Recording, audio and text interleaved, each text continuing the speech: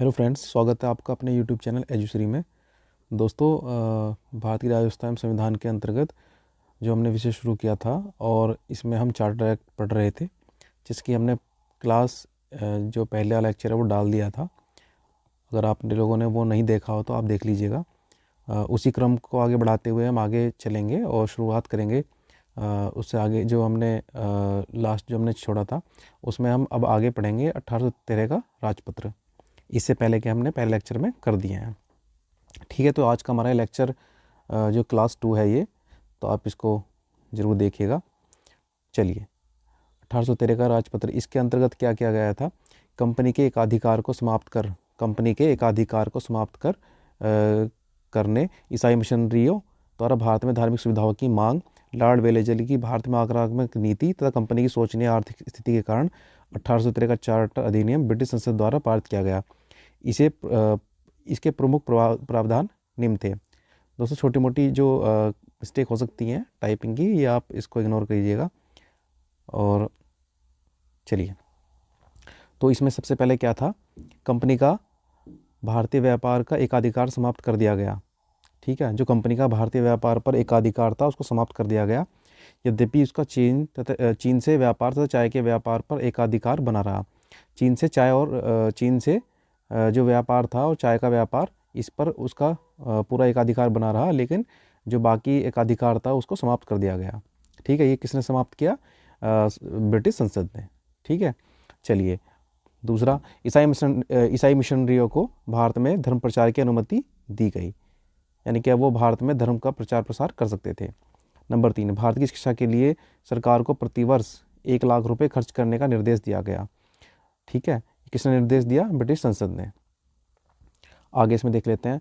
Company को अगले 20 वर्षों के लिए भारतीय प्रदेशों तथा राजस्व पर नियंत्रण करने का अधिकार दे दिया गया।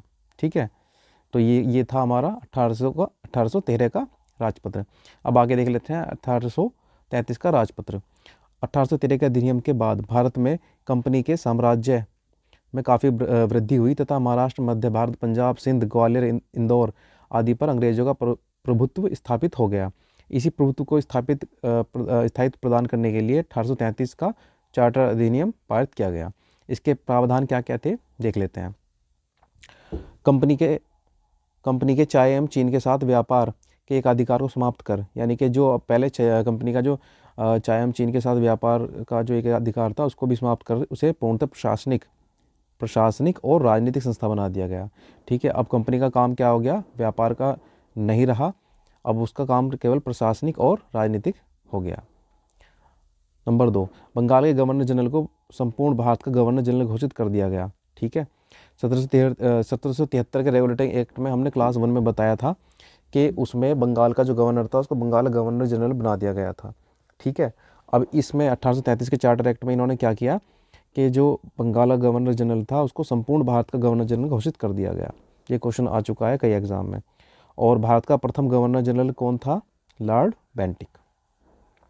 चलिए, भारत के प्रदेशों पर कंपनी के सैनिक तथा असैनिक शासन के निरीक्षण और नियंत्रण का अधिकार भारत के गवर्नर जनरल को दे दिया गया। ठीक है, यानी कि भारत में जो सैन्य जो कार्यवाही थी उसमें जो सैनिक तथा असैनिक शासन के निरीक्षण और नियंत्रण का जो पूरा अधिकार किसको दे दिया गया? गवर्नर जनरल को दे दिया गया।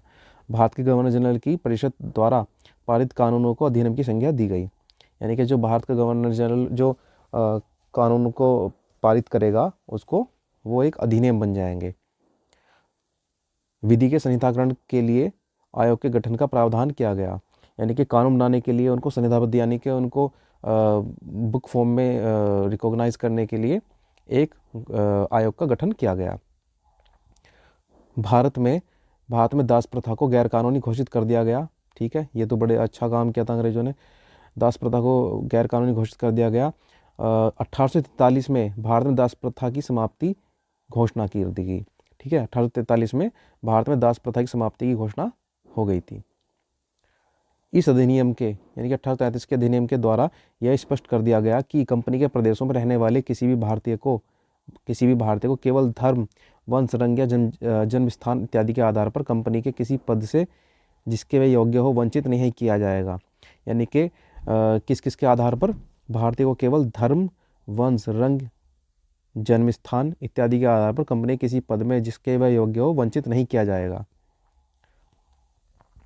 परिषद गवर्नर जनरल को ही संपूर्ण भारत के लिए कानून बनाने का अधिकार प्रदान किया गया और मद्रास बम्बई के परिषदों के कानून बनाने का अधिकार समाप्त कर दिए गए।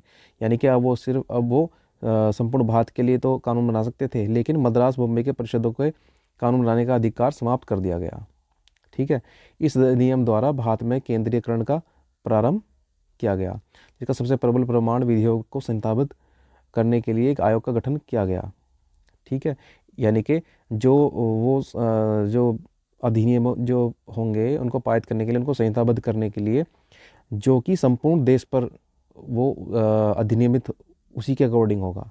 ठीक है ना, तो उसके लिए इन्होंने क्या किया था, एक आयोग का गठन किया था। इस आयोग का प्रथम अध्यक्ष लॉर्ड मैकाले नियुक्त किया गया। कौन किया गया? Lord Macaulay. अब देखते हैं आगे 1853 का राजपत्र। 1853 का राजपत्र भारतीय शासन ब्रिटिश कालीन के इतिहास में अंतिम चार्टर एक्ट था। यानी कि भारतीय शासन ब्रिटिश कालीन के इतिहास में अंतिम चार्टर एक्ट था। यह अधिनियम मुख्यतः भारतीयों की ओर से कंपनी शासन की समाप्ति की मांग तथा तत्कालीन गवर्नर जनरल लॉर्ड डलहौजी की रिपोर्ट पर आधारित था। इसकी प्रमुख विशेषताएं निम्न थी। क्या क्या विशेषताएं थी, देख लेते हैं। ब्रिटिश संसद को किसी भी समय कंपनी के भारतीय शासन को समाप्त करने का अधिकार प्रदान किया गया। यानी कि ब्रिटिश संसद को यह अधिकार था कि वह कंपनी का जो भारत पर शासन था उसको कभी भी समाप्त कर सकती है। कार्यकारिणी परिषद के कानून सदस्य को परिषद का पूर्ण सदस्य का दर्जा प्रदान किया गया।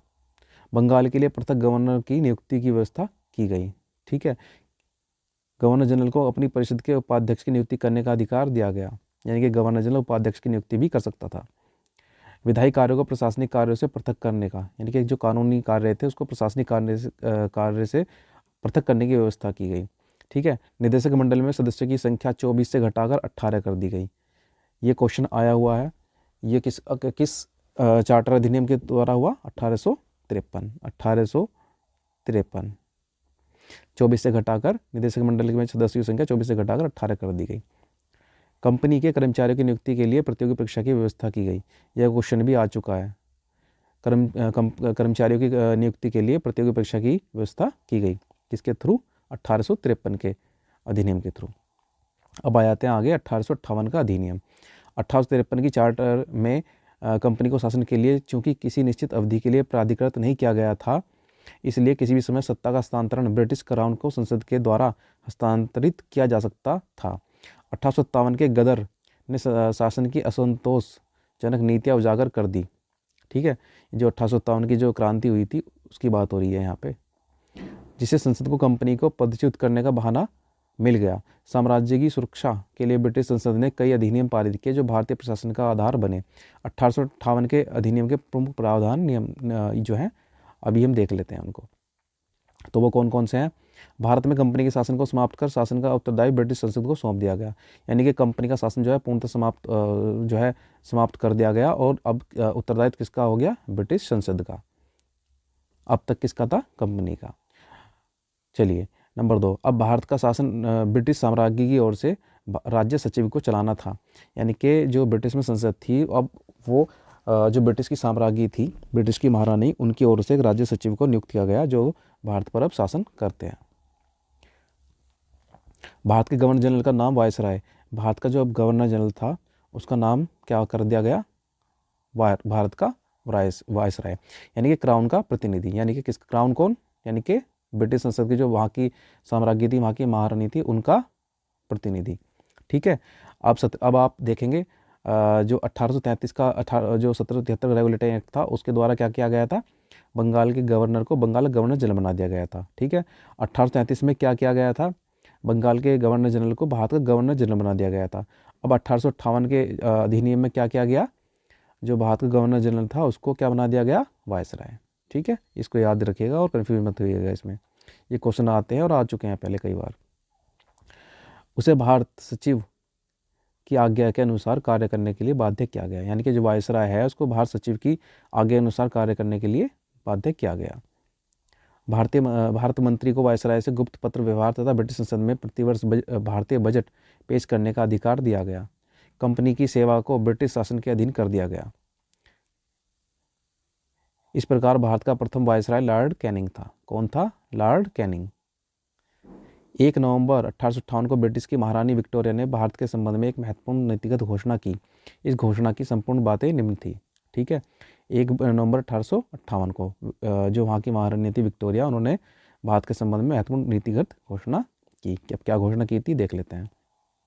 नंबर 1, भारतीय प्रजा को साम्राज्य के अन्य भागों में रहने वाली ब्रिटिश प्रजा के समान माना जाएगा। ठीक है। नंबर 2, भारतीय लोगों के साथ लोक सेवाओं में अपनी शिक्षा, योग्यता तथा विश्वसनीयता के आधार पर स्वतंत्र एवं निष्पक्ष भर्ती में भेदभाव नहीं किया जाएगा। यानी कि वो अपनी योग्यता के आधार पर भर्ती हो सकते हैं, उनमें कोई भेदभाव नहीं किया जाएगा।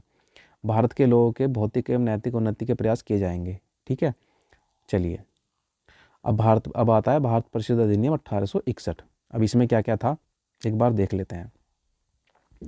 भारत परिषद अधिनियम 1861 का भारतीय परिषद अधिनियम भारत के संवैधानिक इतिहास में एक महत्वपूर्ण और युगांतरकारी घटना है। यह 2 मुख्य कारणों से महत्वपूर्ण है। एक तो यह है कि इसने गवर्नर जनरल को अपनी विस्तारित परिषद में भारतीय जनता के प्रतिनिधि को नामजद करने और उन्हें विधायी कार्य से संबद्ध करने का अधिकार दिया गया। दूसरा यह है कि इसने गवर्नर जनरल को की परिषद की विधायी शक्तियों का विकेंद्रीकरण कर दिया, अर्थात बम्बई और मद्रासी सरकारों को भी विधायी शक्ति प्रदान की गई। यानी कि जो हमने अभी ऊपर पढ़ा था कि जो मद्रास और बम्बई की थी वो उन्होंने रोक दिया था उसको जो कानून बनाने के लिए। अब क्या था कि इन्होंने बम्बई और मद्रास की सरकारों को भी विधायी शक्ति प्रदान कर दी गई। ठीक है, इस अधिनियम के अन्य महत्वपूर्ण बातें निम्न थी। क्या थी देख लेते हैं। गवर्नर जनरल की विधान परिषद की संख्या में वृद्धि की गई। अब इस परिषद में कम से कम 6 तथा अधिकतम 12 सदस्य हो सकते थे। कम से कम 6, अधिकतम 12। उनमें कम से कम आधे सदस्यों का गैर सरकारी होना जरूरी था। यानी कि जो कम से कम आधे जो सदस्य होंगे वो गैर सरकारी होंगे, यानी प्राइवेट होंगे, उन्हें कभी भी हटाया जा सकता होगा, यानी कि वो बदलते रहते होंगे। ठीक है। नंबर 2, गवर्नर जनरल को विधायी कार्यों हेतु नए प्रांत के निर्माण तथा नवनिर्मित प्रांत में गवर्नर तथा लेफ्टिनेंट गवर्नर को नियुक्त करने का अधिकार दिया गया। नंबर 3, गवर्नर जनरल को अध्यादेश जारी करने का अधिकार दिया गया। यानी गवर्नर जनरल अब अध्यादेश भी जारी कर सकता था। 1865 के अधिनियम के द्वारा गवर्नर जनरल को प्रेसिडेंसियों तथा प्रांतों की सीमाओं को उद्घोषणा द्वारा नियत करने तथा उनमें परिवर्तन करने का अधिकार दिया गया। इसी तरह 1869 के अधिनियम के द्वारा गवर्नर जनरल को विदेश में रहने वाले भारतीयों के साथ संबंध में कानून बनाने का अधिकार दिया गया। यानी कि जो भारतीय विदेशों में रह रहे थे उनके संबंध में भी कानून बनाने का अधिकार दिया गया। 1873 के अधिनियम के द्वारा ईस्ट इंडिया कंपनी को किसी भी समय भंग करने का प्रावधान किया गया। ठीक है, अब इसको पूर्ण तरह किसी भी 1873 के अधिनियम के द्वारा ईस्ट इंडिया कंपनी को किसी भी समय जो ब्रिटिश संसद है वो भंग कर सकती थी। इसी के अनुसरण में 1 जनवरी 1874 को ईस्ट इंडिया कंपनी को भंग कर दिया गया। यानी कि 1 जनवरी 1874 को ईस्ट इंडिया कंपनी को भंग कर दिया गया। अब ईस्ट इंडिया कंपनी का कोई रोल नहीं रह गया है। यह जो भारत पर जो शासन था वो टोटली किसके हाथ में चला गया? ब्रिटिश संसद के। यानी कि जो वहाँ की महारानी थी और जो उन्होंने सचिव नियुक्त किया था उसके अकॉर्डिंग। ठीक है, शाही उपाधि अधिनियम 1876। इसमें क्या है? इसमें सिर्फ एक ही पॉइंट है। 28 अप्रैल 1876 को एक घोषणा द्वारा महारानी विक्टोरिया को भारत की साम्राज्ञी घोषित कर दिया गया। किसके थ्रू कर दिया गया? 1876 की शाही उपाधि अधिनियम के द्वारा। ठीक है, भारतीय परिषद अधिनियम 1892। अब इसमें देख लेते हैं। 1861 के अंतर्गत गैर सरकारी सदस्य या तो बड़े जमींदार थे या फिर अवकाश प्राप्त अधिकारी थे। ठीक है, तो भारत के राज परिवार के सदस्य जो कि भारत के राज परिवारों के सदस्य थे ज़्यादातर। देखिए यहाँ पर एक समझने वाली बात यह है, ये शुरू से ही होता आया है कि जो बड़े जमींदार या फिर जो संपन्न लोग होते हैं वो शुरू से ही राज करते हैं हर जगह, उनको कभी कोई दिक्कत नहीं आई। ठीक है, सेम कंडीशन तब थी। अब जो हम पढ़ रहे हैं भारत परिषद अधिनियम 1892 में 1861 के अंतर्गत गैर सरकारी सदस्य या तो बड़े जमींदार, ठीक है, बड़े जमींदार या अवकाश प्राप्त अधिकारी या भारत के राज परिवारों के सदस्य। प्रतिनिधित्व की आम आकांक्षा की पुष्टि इससे नहीं हुई। इसी बीच भारतीय राष्ट्रीय कांग्रेस द्वारा अधिक प्रतिनिधित्व की मांग की जाती रही। यूरोपीय व्यापारियों की ओर से भी भारत सरकार को इंग्लैंड में स्थित इंडिया ऑफिस से अधिक स्वतंत्रता की मांग की जाती रही। यानी कि जो उनका भारत में जो इंग्लैंड का ऑफिस था उसमें जो कर्मचारी थे वो जो व्यापारी थे यूरोपीय, वो ये मांग कर रहे थे कि उनको स्वतंत्रता दी जाए। ठीक है, और जो राष्ट्रीय कांग्रेस था वो ये मांग कर रही थी कि उनको अधिक प्रतिनिधित्व दिया जाए। ठीक है, अब इसमें आगे देख लेते हैं। इस अधिनियम के द्वारा केंद्रीय तथा प्रांतीय विधान परिषद में अतिरिक्त सदस्यों की संख्या बढ़ा दी गई और उनके निर्वाचन का भी विशेष उल्लेख किया गया। नंबर 2, परिषद के अधिकारों में भी वृद्धि की गई। वार्षिक आय या बजट का ब्यौरा परिषद में प्रस्तुत करना आवश्यक हो गया। सदस्यों को कार्यपालिका के काम के बारे में प्रश्न पूछने का अधिकार दिया गया। ठीक है, ये इसमें ये जो है ये बड़ा इम्पोर्टेंट है। हम जो 1892 के इसमें पढ़ रहे हैं, अब इनको क्या किया गया, यानी कि सदस्यों को कार्यपालिका के काम के बारे में प्रश्न पूछने का अधिकार तो दिया गया, लेकिन सदस्य अनुपूरक प्रश्न नहीं पूछ सकते थे। किसी प्रश्न का उत्तर देने से इनकार किया जा सकता था। यानी कि अभी भी पूरी तरीके से भारतीयों को जो है स्वतंत्रता नहीं दी गई थी प्रश्न पूछने के बारे में। वो प्रश्न पूछ सकते थे, लेकिन अनुपूरक प्रश्न नहीं पूछ सकते थे, और किसी भी प्रश्न का उत्तर देने से इनकार किया जा सकता था। ठीक है, तो आज हमने पढ़े हैं ये जो चार्टर एक्ट पढ़े हैं 1892 तक पढ़े हैं। कल हम आगे के इसके चार्टर एक्ट पढ़ेंगे, और अब जो नेक्स्ट क्लास होगी उसमें ये सारे कंप्लीट हो जाएंगे। फिर हम जो प्रॉपर संविधान है हमारा जो प्रस्तावना से, हम उसको स्टार्ट कर देंगे। आप लोगों से मेरा ये निवेदन है कि आपने जो क्लास 1 है उसको भी देखिए। आप लोग, एक चीज़ मुझे समझ में आई है कि आप लोग स्ट्रेटेजी की वीडियो बहुत देखते हैं, लेकिन जब हम क्लास देते हैं और फ्री क्लास देते हैं तो उसको आप देखना पसंद नहीं कर रहे। तो मेरा आपसे ये अनुरोध है कि आप ये क्लास ज़रूर ज्वाइन कीजिएगा और हमारे चैनल को ज़रूर सब्सक्राइब कर लें। और जिन भी स्टूडेंट्स को या एस्पिरेंट को इसकी ज़रूरत है उनको आप ज़रूर शेयर कीजिएगा। ठीक है, और इसको अगर आप चाहें तो इसको लाइक कर सकते हैं। तो इसी के साथ मैं चलता हूँ। धन्यवाद। जय हिंद।